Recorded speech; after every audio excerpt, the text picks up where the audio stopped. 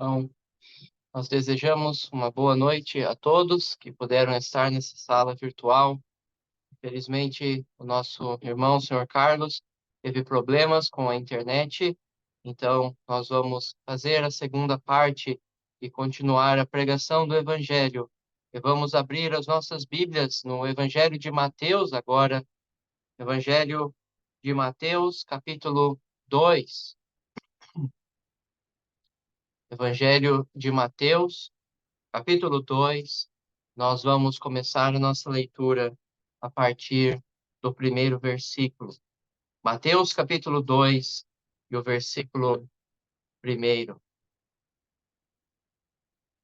E tendo nascido Jesus em Belém da Judéia, no tempo do rei Herodes, eis que uns magos vieram do Oriente a Jerusalém e perguntaram: Onde está aquele que é nascido rei dos judeus?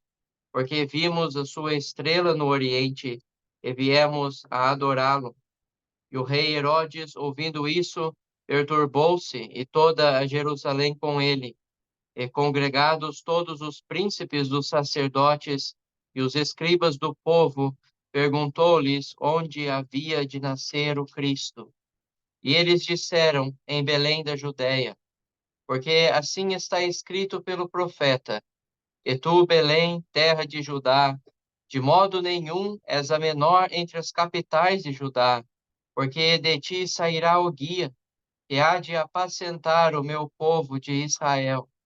Então Herodes, chamando secretamente os magos, inquiriu exatamente deles acerca do tempo em que a estrela lhes aparecera, e enviando-os a Belém, disse: Ide e perguntai diligentemente pelo menino, e quando o achardes, participai-mo, para que também eu vá e o adore. E tendo eles ouvido o rei, partiram. Eis que a estrela que tinham visto no oriente ia adiante deles, até que, chegando, se deteve sobre o lugar onde estava o menino. E vendo eles a estrela, alegraram-se muito com grande júbilo.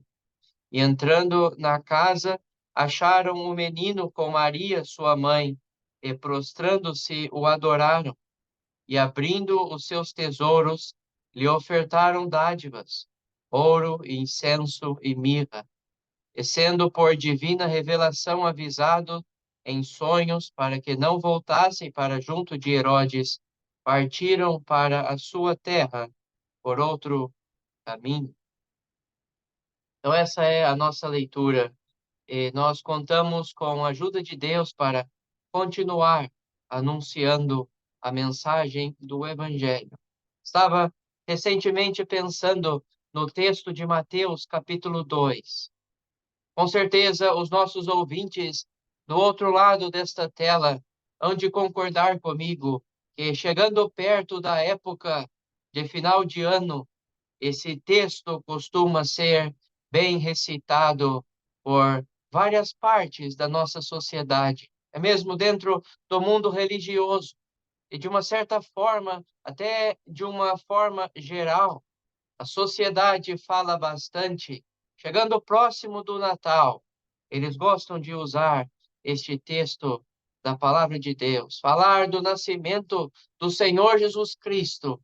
E quem sabe tem algum dos nossos ouvintes aqui que vai se deparar ainda, até o final do ano, se Deus assim permitir, várias vezes, com este texto, ou vai se deparar com esta história real que o Salvador veio a este mundo, nasceu em Belém da Judéia, e magos vieram do Oriente trazer presentes para o Salvador.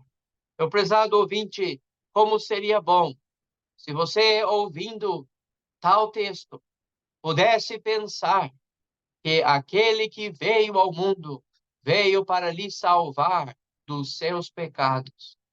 É impressionante que a maioria das pessoas conhecem o fato que o Senhor Jesus Cristo veio ao mundo. Mas talvez se nós perguntássemos o motivo pelo qual ele veio ao mundo, talvez nós apertaríamos os nossos ouvintes. Que bom se houvesse pessoas aqui que pelo menos entenderam isto. Ele veio para salvar os pecadores. 1 Timóteo capítulo 1, versículo 15 diz: Esta é uma palavra fiel e digna de toda aceitação. Cristo Jesus veio ao mundo para salvar os pecadores. E Paulo diz, dos quais eu sou o principal. Meu amigo, foi por isso que ele nasceu. Foi por isso que ele veio a este mundo. Ele veio para morrer numa cruz. Como um irmão aqui em Santa Maria tem gostado de usar na sua adoração. Crianças nascem para viver, mas o eterno Filho do eterno Deus nasceu qual criança em Belém da Judéia, mas nasceu para morrer. Ele veio para morrer. Foi por isso que ele veio, para morrer pelos nossos pecados. Por isso que Coríntios diz: Cristo morreu por nossos pecados. Meu amigo, o Senhor Jesus Cristo veio até este mundo para poder salvar você dos seus pecados. Mas eu gostaria de destacar nessa história conhecida. Não vamos ficar muito tempo falando sobre essa história tão conhecida dos ouvintes do Evangelho e da sociedade até de uma maneira geral. O dia que aqueles magos foram visitar o Salvador. E sabe, meu prezado ouvinte, nós sabemos que Herodes queria matar o Salvador, mas eu gostaria de aproveitar aquela informação que Herodes pede no versículo 8. Herodes disse para os magos: Procurai diligentemente pelo menino, e quando o encontrares, me dê a notícia. É isso que Herodes diz. Procure diligentemente pelo Salvador. Quando o encontrares, me dê a notícia. Meu prezado ouvinte, como seria gostoso poder ouvir uma notícia assim, de que o amigo ou o procurou o Salvador, buscou essa salvação de todo o teu coração, e você pudesse nos dizer que você encontrou o Salvador. É isto, meu amigo, que vale nesta vida. Poder realmente ter esta salvação que só o Senhor Jesus Cristo pode dar. Portanto, meu prezado ouvinte, queremos aproveitar as palavras de Herodes até. Meu amigo, vá e procure com diligência pelo Salvador. Procure ter um encontro pessoal com ele esta noite. E quando encontrares, todos nós gostaríamos de ter a notícia. Mas, meu prezado ouvinte, esses magos, eles não estavam perto do Senhor Jesus. Estávamos até conversando com outros irmãos aqui em Santa Maria, e eles estavam falando algo bem interessante. A palavra menino, no versículo, no, quando eles encontram o menino, não é a mesma palavra de criança, bebê, mas já tem algum tempo de vida. Sabe, meu prezado ouvinte, aqueles magos estavam bem longe do Salvador. Quem sabe, semanas de caminhada, andando nas noites, sendo guiados por aquela estrela, estavam distantes do Salvador. Não sabemos muito bem se na Índia, no Irã ou no Iraque, qual era a região daqueles magos, mas fato é que eles estavam provavelmente a mais de 1.000 quilômetros do Senhor Jesus Cristo, distantes do Salvador, mas desejosos de ter um encontro com o Salvador. Meu prezado ouvinte, nós já ouvimos na primeira parte, Deus é um Deus santíssimo, mas nós somos homens e mulheres pecadores. Nós não somos luz, como vimos. Nós somos pecadores. E por sermos pecadores, nós estamos distantes de Deus nessa vida. Talvez tenha ouvintes aqui que se aproximaram já bastante da palavra de Deus. Já têm o costume de estar junto com os crentes nas reuniões. Mas, meu prezado ouvinte, sem a salvação da alma, você não está perto do Senhor Jesus Cristo. Você está longe dele. longe dele. A menos que alguém, pela fé em Cristo, pelo sangue dele, como João diz, chegou perto. Se não é assim, em nossos pecados nós estamos longe do Salvador. Meu prezado ouvinte, o seu pecado é gravíssimo, sabe? Às vezes nós não damos a devida importância para os nossos pecados. Gostamos de minimizar os nossos pecados, mas aos olhos de Deus eles são gravíssimos. Um pecado só em Gênesis capítulo 3. E o homem ficou separado de Deus. Aquela comunhão não havia mais lá no Éden, porque o pecado afastou o homem de Deus. Há uma distância entre o homem e Deus.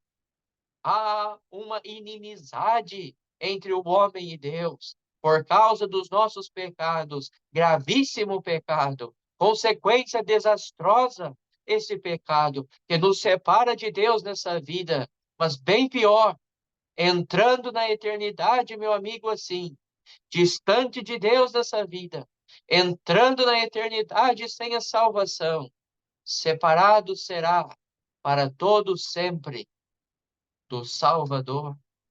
Há um abismo, Lucas capítulo 16 diz, entre o lugar daqueles que perecem e o lugar daqueles que são salvos com Cristo. O pecado nos separa de Deus. E aqueles homens, aqueles magos, inicialmente, antes de ter aquele encontro inesquecível com o Salvador, aqueles homens estavam distantes do Salvador, bem longe, assim como a pessoa em seus pecados está longe do Salvador. Mas aqueles homens tinham que andar, quem sabe, de noite, para seguir aquela estrela. Ah, meu prezado ouvinte, a Bíblia nos fala que o homem sem Deus, ele está nas trevas. Ele anda nas trevas. Nós ouvimos já na primeira parte, não está na luz. Ele não é luz. E ele nem sequer anda na luz. Ele nem está no reino da luz. Mas ele está por causa do pecado. Todos nós nascemos assim, no reino das trevas. Nós andamos em trevas por causa dos nossos pecados, na escuridão das trevas do pecado. Meu amigo, o pecado é seríssimo. O pecado separa nós de Deus. E o pecado nos faz um dia, se morrermos com ele sem ser resolvido, nós iremos conhecer as trevas exteriores. Que lamento será para uma pessoa que ouviu falar da luz, como já ouvimos, que ouviu falar daquele que é a luz, daquele que veio para nos levar para o reino da luz. E por ter feito como João capítulo 3 diz, amado mais as trevas do que a luz, conhecer e viver nas densas trevas exteriores. Que lamento será.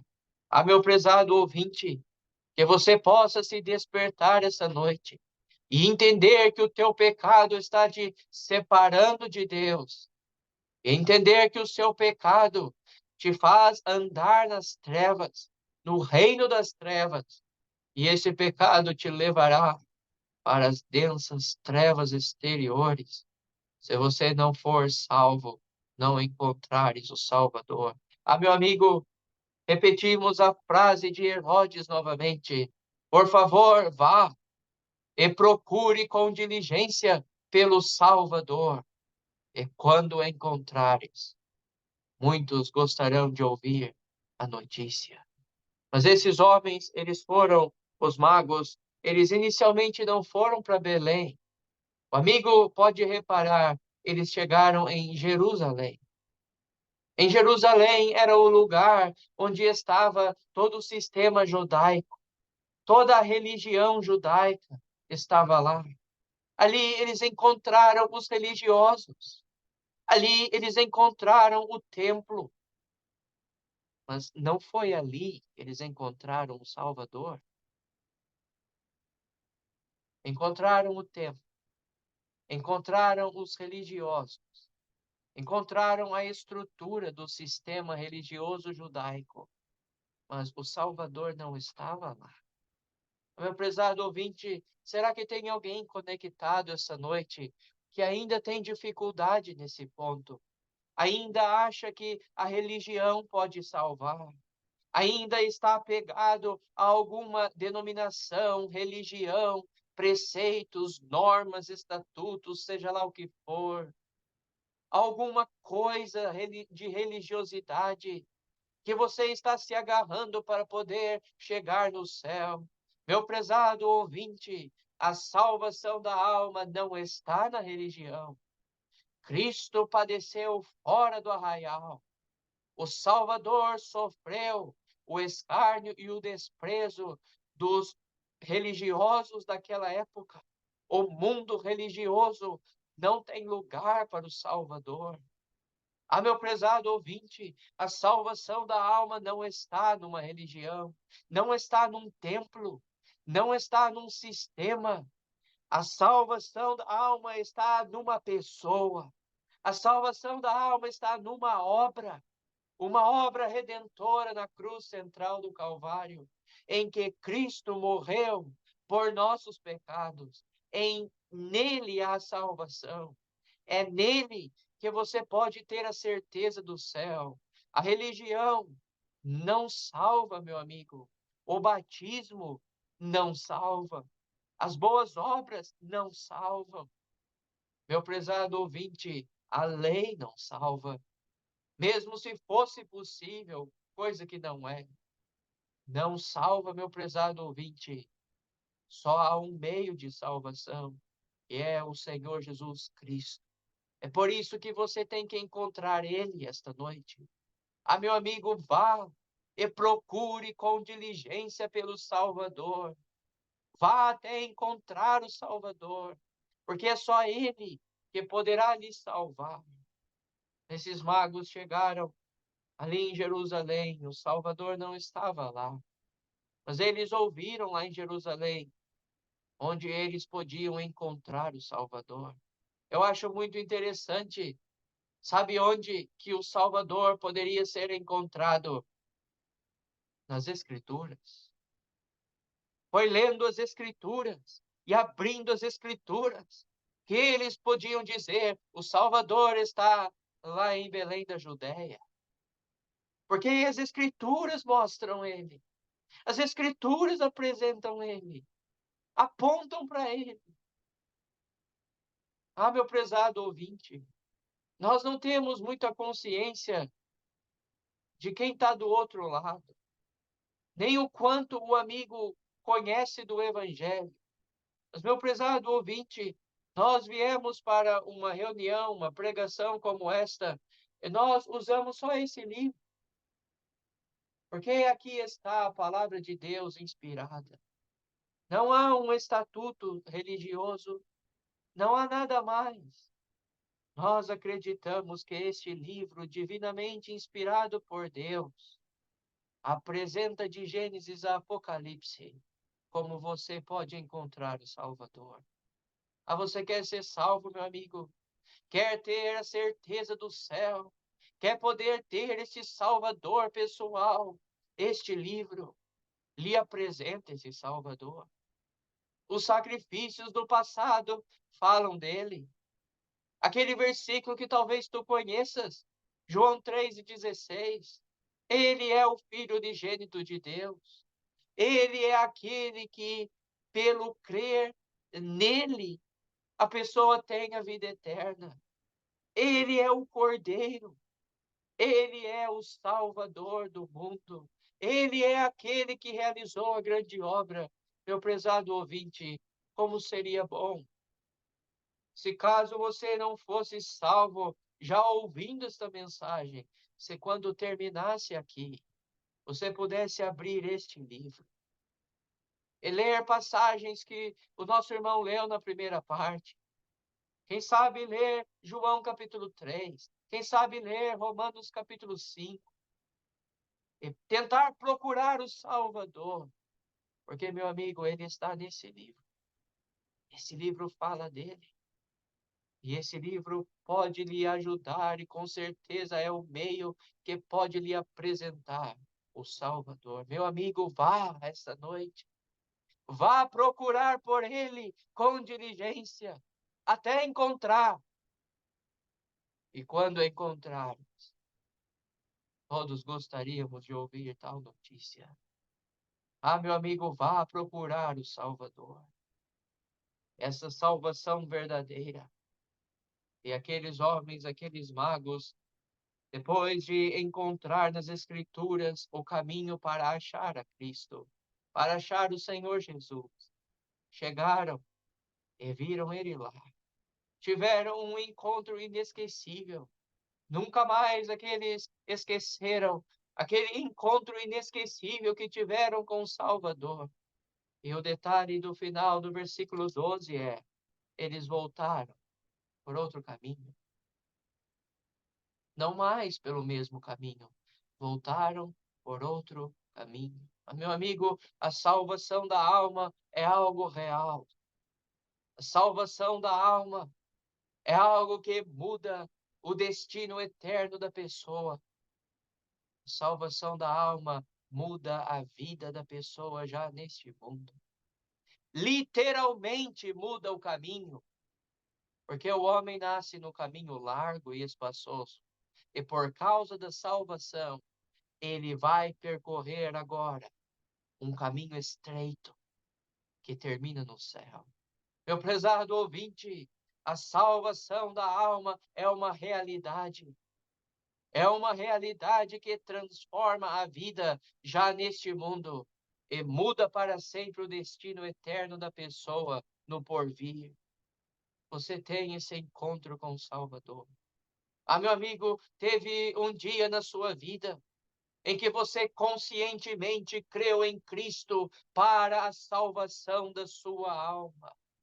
Entendeu que os seus pecados o distanciavam de Deus, que os seus pecados o fazia andar nas trevas.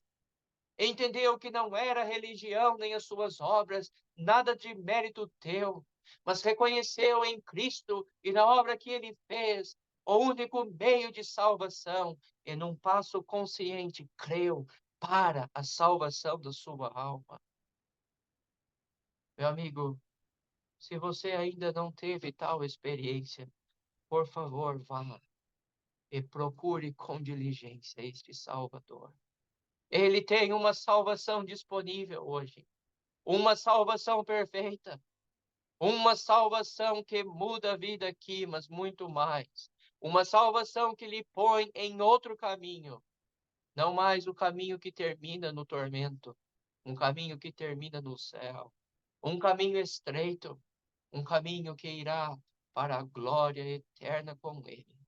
Ah, meu prezado ouvinte, que você possa pensar neste texto, neste momento sublime quando o Salvador entrou no mundo, quando ele veio para morrer pelos nossos pecados, e que você possa procurar com diligência essa noite, ter um encontro inesquecível com o Salvador. Ah, meu prezado ouvinte, por favor, vá e procure com diligência pelo menino, pelo Salvador. Quando encontrares, dê a notícia. É isso que Herodes pediu. Sabemos que as intenções dele não era boa. Mas, meu amigo, como seria bom se você pudesse procurar o Salvador esta noite. Crê no Senhor Jesus Cristo e será salvo. Vamos orar. Senhor nosso Deus e nosso amado Pai, queremos lhe agradecer por ter enviado o teu amado Filho para morrer pelos nossos pecados. Agradecemos pela tua palavra que pode ser aberta sem mesmo saber quem está ouvindo. O Senhor tem interesse em salvar todas as pessoas. Como vimos na primeira parte, não há distinção de classe social, de língua, de etnia. Há uma salvação disponível para todos. Ó Pai, que alguém ouvindo esta pregação possa decidir buscar o Salvador diligentemente até encontrar e ser salvo. é a nossa real oração, e deixamos entregue aos teus cuidados, no bendito e santo nome do Senhor Jesus Cristo. Amém.